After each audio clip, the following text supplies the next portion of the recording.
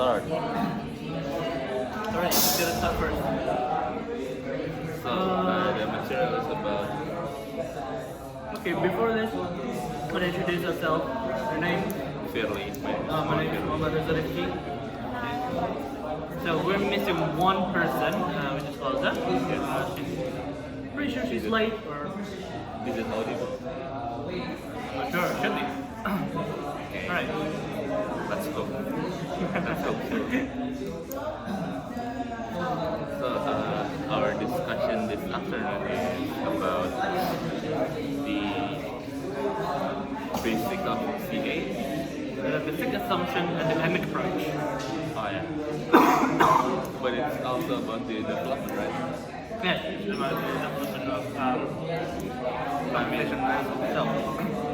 I mean, we can start off with like the origin of conversation analysis, right?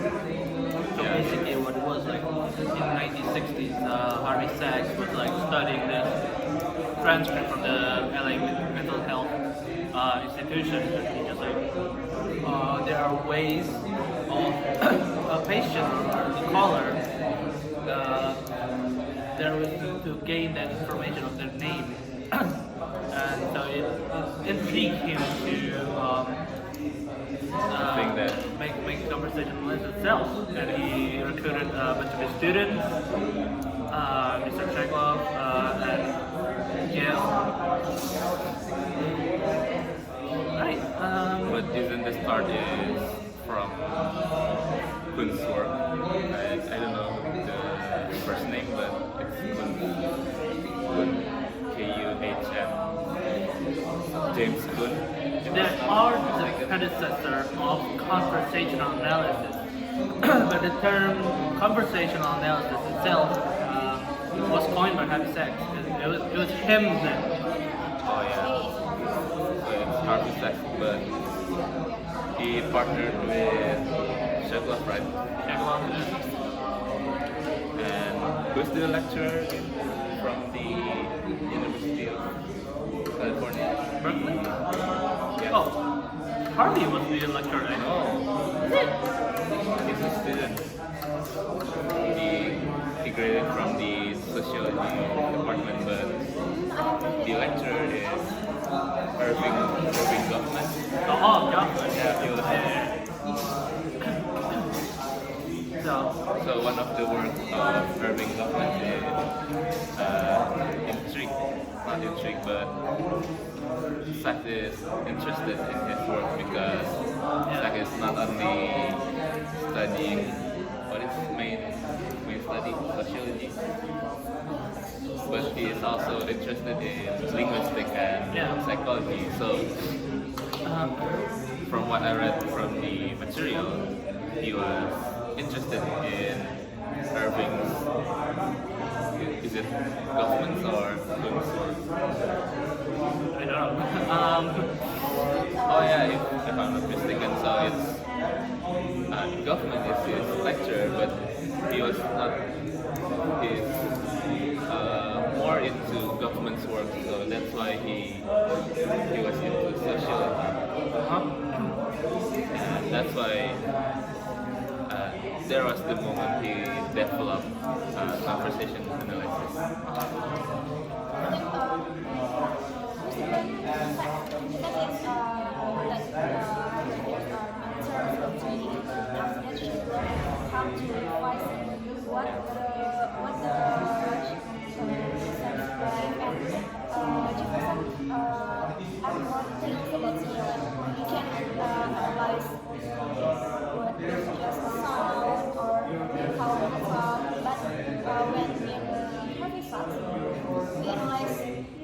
Just with a simple Transcription. Of course.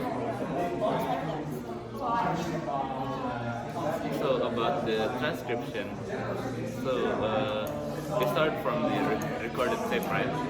So there's also the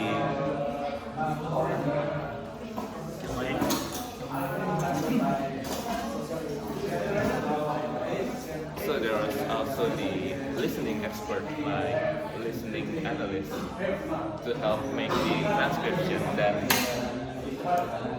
Harvey Sachs analyze the composer.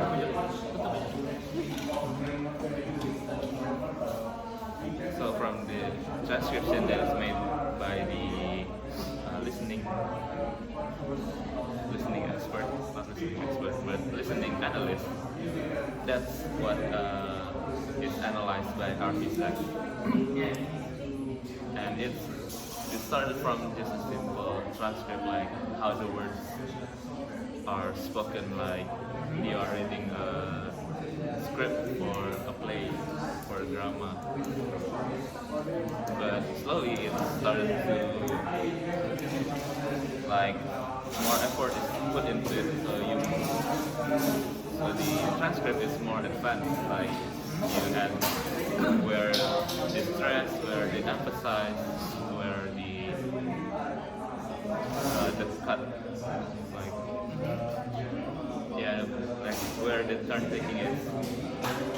Alright, so what do you think about mimicry from conversation analysis perspective?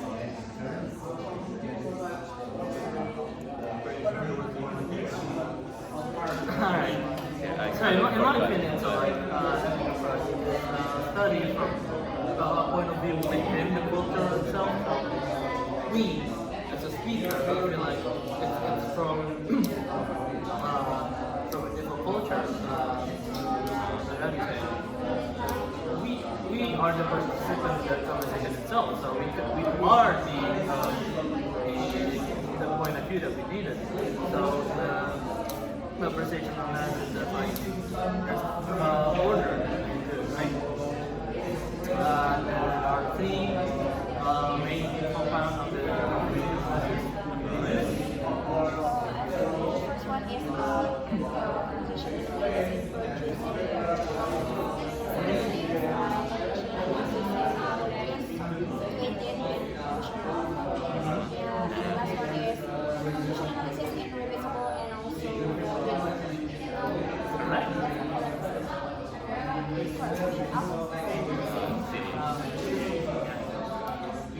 So there's this sense of repetitiveness. So whenever a participant creates an order within the conversation, it doesn't just happen one time. It happens multiple times whenever they move on to have a conversation with someone else, and that someone else knows when to speak, when to ask, when to be silent. So there's that order into it, and it starts to happen with someone else. So that's the order. So it's not order command, but order list. Yeah.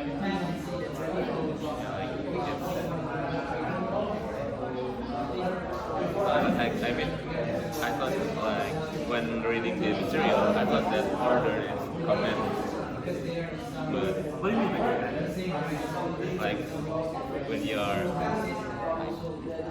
go close the window or go close the door, so it's like you're ordering someone to do something. There's orderliness and order. Order, you tell someone that. Like that's what my confusion at first, and after you explain it, like it's more clear before. I'm talking about orderliness. So whenever we're having conversation for right now, I'm speaking and you guys are silent. That's orderliness. I see. If we're talking on top of each other, there's no orderliness in it. You know? So the repetitive is like when you talk to someone, like you talk and they are listening. It also happens to others. It happens to other people. So for example, like that's the concept of the repetitive. yeah, right now we're talking, but if you go out there and talk to someone else, there should be that orderliness too. Right? Okay, but everyone knows. The speaker produced the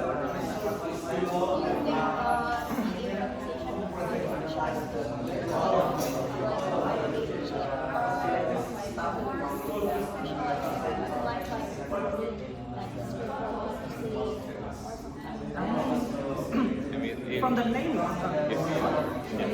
So, I mean, in conversation analysis,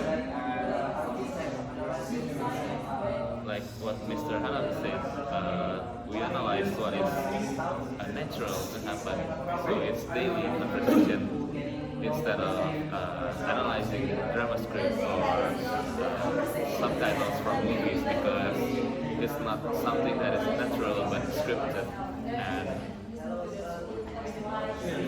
in the modern day, I would say it like it was something that is fabricated, fake, and artificial. That's why conversation analysis is more into the natural conversation. I think After most of my point was explained that we don't analyze scripts, drama, or play because it was constructed and it was planned. And, well, we're talking like this, it's natural because we don't plan it. Because like a script writer knows the end of what of the script itself. But when we talk, when we have conversation, we go along with it. We don't know what's the end. we don't know what the end of the conversation like. So yeah. Although we already scripted what is going to happen, but it's just in our head. It's just a prediction, but prediction may go wrong. Like maybe when you are asking someone to go out with them, like you are expecting them to say yes, but they can also say no for answer. So that's outside your prediction.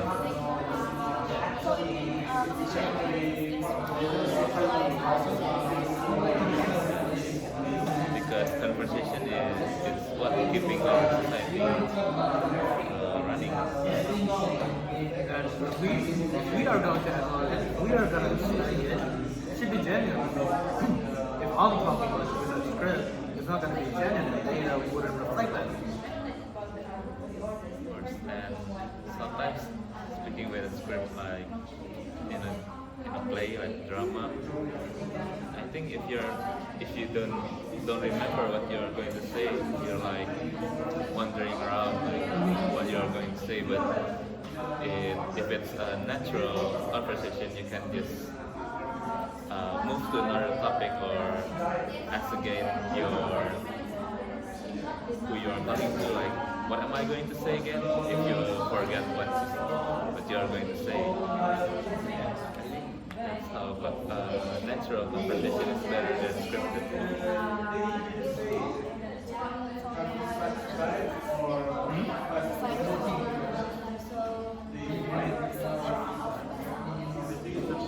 I mean, I feel like we've gone through it all. We've gone through having brothers, we've gone through development, and we've gone through Wait, does body language is included in the missing assumption or not? I think it's mentioned in the language, but But it's important it is in the conversation analysis because you need to know what the real life context or the body language or their stare, their gaze. Like, I don't think I was really following it. no, it was in the material, you know.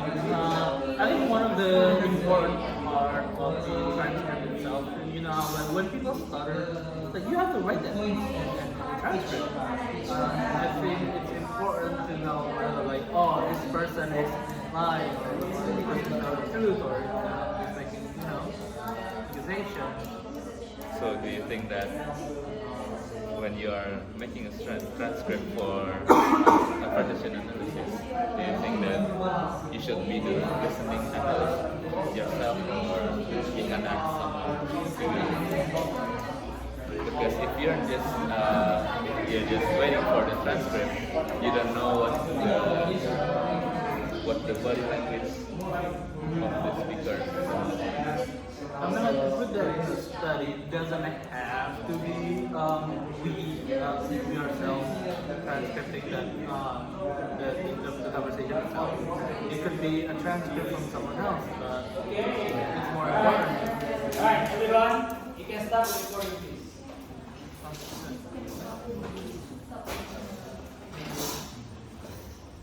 Stop recording and return to the normal position.